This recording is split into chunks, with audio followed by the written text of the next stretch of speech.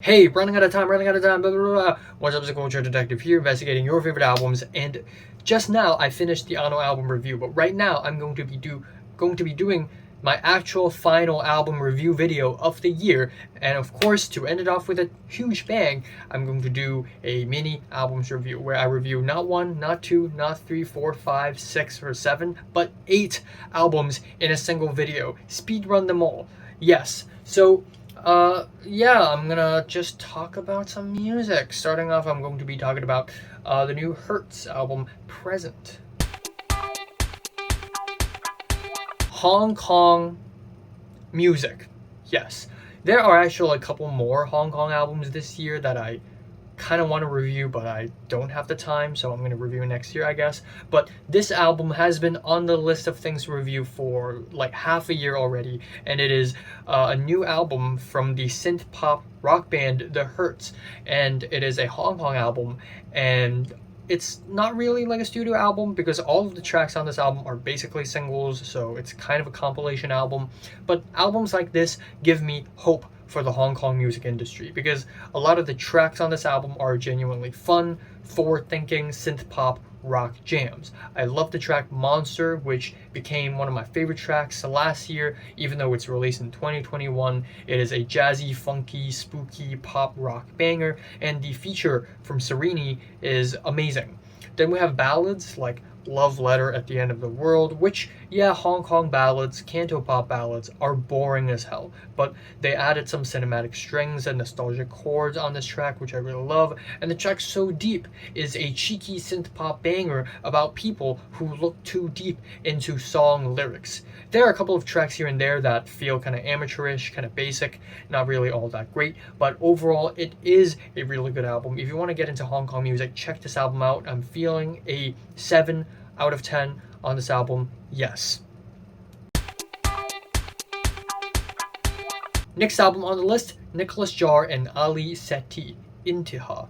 This is the new album from NicolasJaar, an electronic producer who have made some of the most interesting and intelligent electronic music I've heard in the last few years, and this album is essentially his collaboration with Pakistani singer Ali Sethi, and we have 36 minutes of meditative near ambient music on top of some traditional Pakistani singing. The production on this album gets really intricate at times, which is as expected for someone of the caliber of NicolasJaar, and it's a really interesting sounding album overall. There's few and far between exciting moments on this album are few and far between, but the only dancey moment on the album is the track Mudat, and even so, the track has a lot of subtleties, which I really like. However, this isn't the kind of album that I would constantly go back to, because it is basically more of the same throughout the 36 minutes, but it's still very interesting, and I still highly appreciate what NicolasJaar has done on this album. Feeling a 6 out of 10.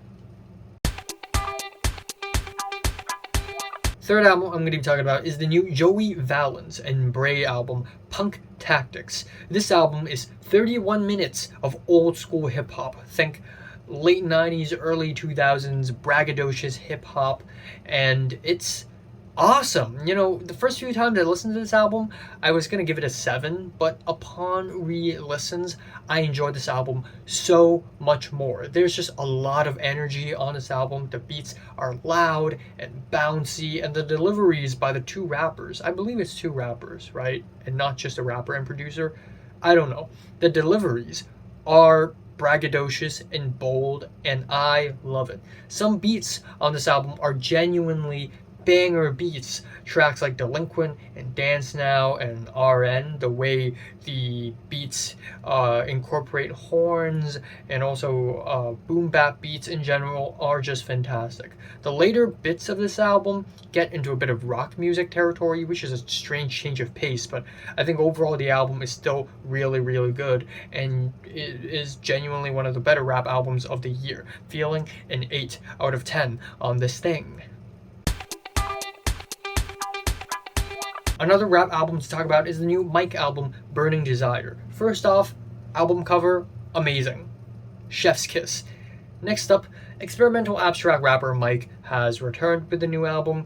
Every single track on this album is super brief, but the lyrics are really, really cerebral. The beats are very tasteful and particular and by design, and I just really, really like that about his music. And we have lyrics about stress and sadness, and it is performed in a very downtrodden and sad way. But the lyrics, the way he expresses these feelings with these warm thoughts, is just very interesting and tasteful.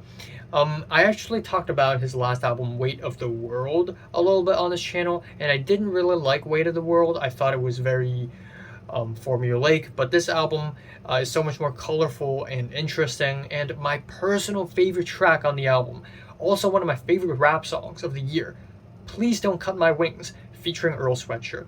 The instrumentals of this track sounds like the ending of an A24 horror film with the heavenly distorted strings and the relaxing beats. It's truly otherworldly, truly surreal track. But yeah, overall, it's still missing something from me. There's still something about this album that's keeping me from being head over heels about this album. But overall, still great. 7 out of 10. Strong, strong, strong 7. Next up, we have the new Poppy album, Zig. So, internet personality, singer, pop star Poppy is back with the new album, Zig. And this album marks her full detransition from pop punk and heavy metal back to electro pop and industrial pop. It's almost like a regression instead of a progression. It's very strange. Prior to the release of this album, she actually released a cover song to Spit, and it's fucking crazy.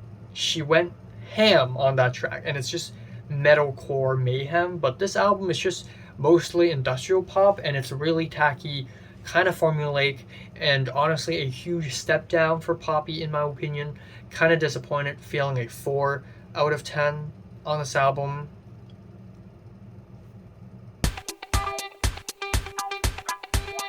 Sixth album I'm going to be talking about is the new SpiritualCramp album, SpiritualCramp. British punk rock band SpiritualCramp is back with a new album. They make garage punk music, which is very fun, very jumpy, very exciting, and the performances on this album feel really raw and organic as well, which I really, really love.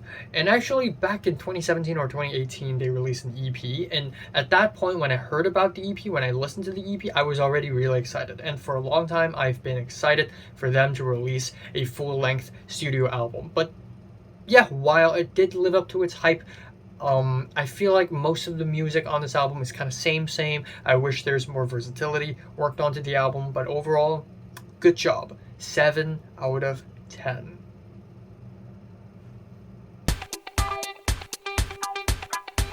The seventh album I'm going to be talking about is the new SpanishLoveSongs album, No Joy.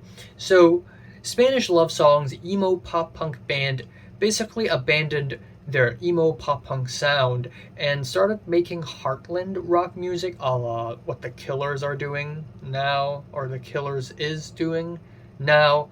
A lot of the songs on this album feel very clean and sterile, and they all follow very similar formulas, and it's just nowhere near as exciting as their old sound, unfortunately. The vocals are very distant at times, but at times it also gets kind of emotional, and it does deliver. But overall, kind of a forgettable album, unfortunately. Feeling a 6 out of 10 on this. The final album I'm going to be talking about this year is the new Wiki and Tony Seltzer album, 14K Figaro. So, yeah, Wiki, New York rapper, is back, and this time around, he is working with producer Tony Seltzer, and apparently in the past he also worked with Navy Blue, which I'm shocked that I haven't listened to that yet, but that seems like a recipe for some very interesting music.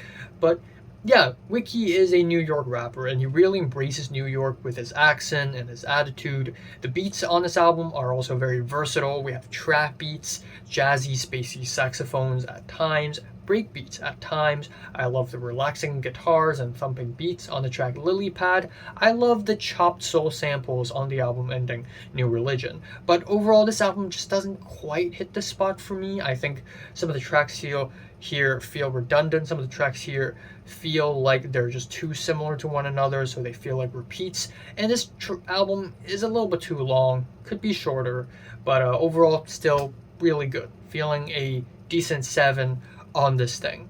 So, have you listened to these 8 albums? Comments below, let me know, subscribe if you want more, and thanks for watching.